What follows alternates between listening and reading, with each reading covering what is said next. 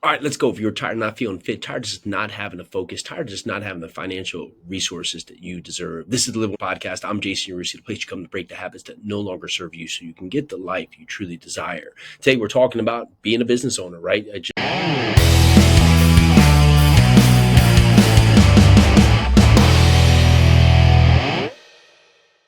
Being in business is it's just not for the faint of heart. It's for those who just step into the chaos and just honestly dominate. And you need to have discipline, mental clarity, and just the courage to face every obstacle head on. That can be hard at times, right? When everything's imploding around you and all the things seem to be going in the wrong direction. Beyond that, you still have your personal life, your friends, your family, your faith, your fitness, all these other things. And it seems like it all becomes a train wreck, right? And look, I've been there. Deals fall apart, right? Your team, you have someone who leaves in your team that's a vital resource where, every piece of the plan just seems to just blow up. And that's where successful leaders, right? They step up. And it isn't luck. It's how they respond. It's and that is truly what we need to dive into today. And you could talk about it, being stoic, just controlling, right, yourself puts you in a position to truly win. And it's not about being emotionless or detached, and it's about having control, having clarity, and creating relentless action. So many times in life, it's that we're on this roller coaster because we're reacting every moment, and we forget that we can control what we can control, and we can control how we react to what we can't control, but we can't control what we can't control. And business, it can be chaos, right? Markets crash, people flake, COVID happens, teams flail. You can't control the storm, right? You work outside, the weather's not your favorite. You have a customer cancel a job. You have something happen that completely puts you on edge. And being stoic or having stoic resources gives you the ability to be disciplined and to persevere. So, here's the reality check. You're not going to control the economy. You can't dictate which way interest rates go. You can't choose how that customer goes. You can't control your competition. You may have just bad opinions come from other people. You may have a team member that doesn't work out, or you can just look at it and just say, well, I guess I've given it my all. But have you? Because what you can control is how you show up. You can control how you execute. And when markets shift, stop whining, start adapting. When a deal falls through, okay, cool, move on to the next one.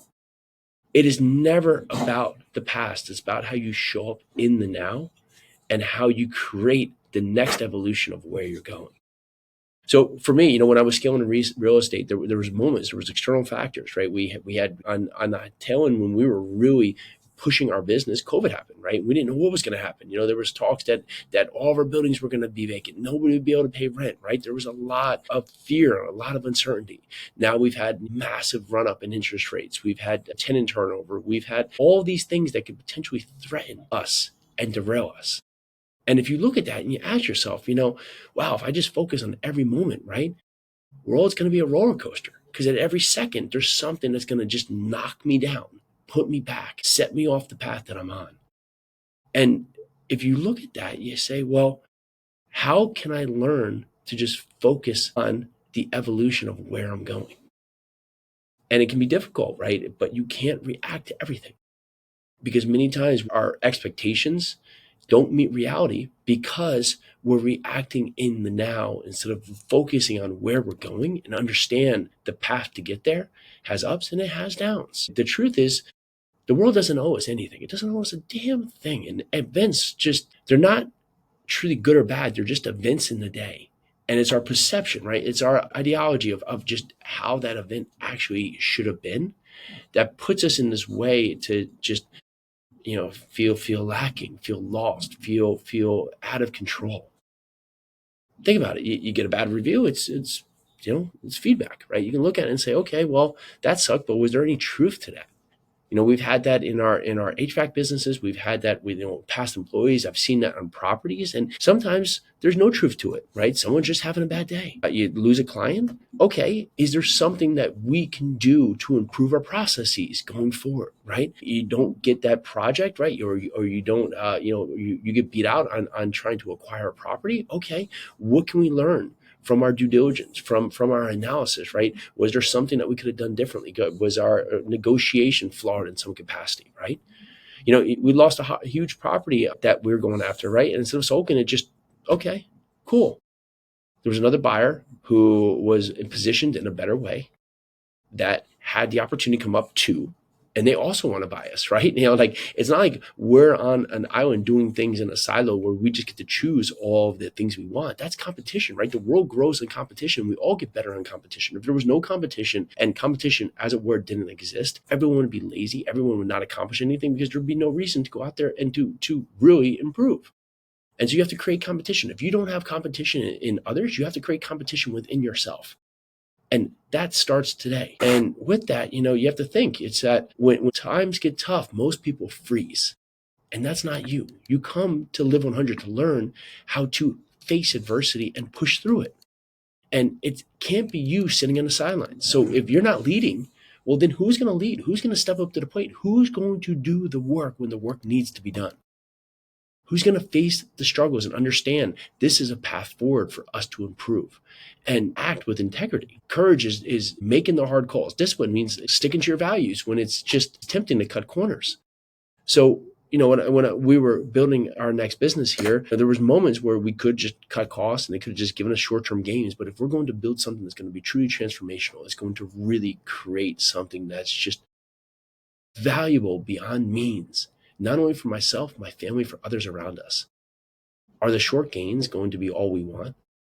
Sometimes we take $1 today to realize that that's now sacrificed us tens of thousands, hundreds of thousands of dollars into the future. So look at your day today and say, hey, I need to set the tone. And it could just be starting with your morning, right? Just knowing your priorities, visualizing challenges, and just saying, I'm going to crush it. And at the end of the day, you have to look back and say, okay, what did I do? What did I learn today? What did I get out of this? And what will I do better tomorrow? Because you have to now just pause and not react. You have to ask yourself, reacting emotionally is just, it seemingly comes down to weakness. And that might be hard to hear, is that when you are reacting emotionally, recklessly, it's just a sign of weakness, is that you have not learned to control your emotions. And we see this so much now, right? If you want to get political with the left, right? We just have all these people that are just out of control with their emotions because they can't contemplate things that are just simply put in reality. They want everybody to pander to their littlest needs when in fact, we all have our lives to live too. And we all, on a higher scale, we all just want to be greater, better people and just live a happy life. So how do you train this? Well, before you react, learn how to breathe in before you speak. Learn how to step away before you decide. Learn how to, write the email, but then not send it to the next day so you can actually look at it and truly ask yourself if it's the right email for now. You build resilience on purpose. You do hard things every day, right? It's 17 degrees yesterday and got done with my workout, came back, got the kids to school, and I went back and I jumped in the freezing pool, right? Water is not my thing. We've talked about this before. If there was one thing for exercise that I would actually despise doing, it's swimming. But I jumped in a freezing pool because it's something that I didn't want to do. And with life, there are times when you have to do things you won't want to do. So you need to build your mind and build your body and build your psyche to be ready for when those moments exist. And it's just could be a brutal workout. It could be fasting, right? Fasting has been huge for me. I found that I operate better if I don't eat for the morning, sometimes into the early afternoon. It just allows me to just have more energy. And you could just, you look at your tasks, right? When we work with people, we talk about it. Okay, let's break down what you need to do. Okay, now what are you doing? 99% of the time, people are doing the 10 to 20 to 30 things that literally have no difference in moving the needle for them forward, because the one thing they should be doing, they know they need to do it, but it's the hardest thing to do. So they put it to the end and then they never find a time to get to it.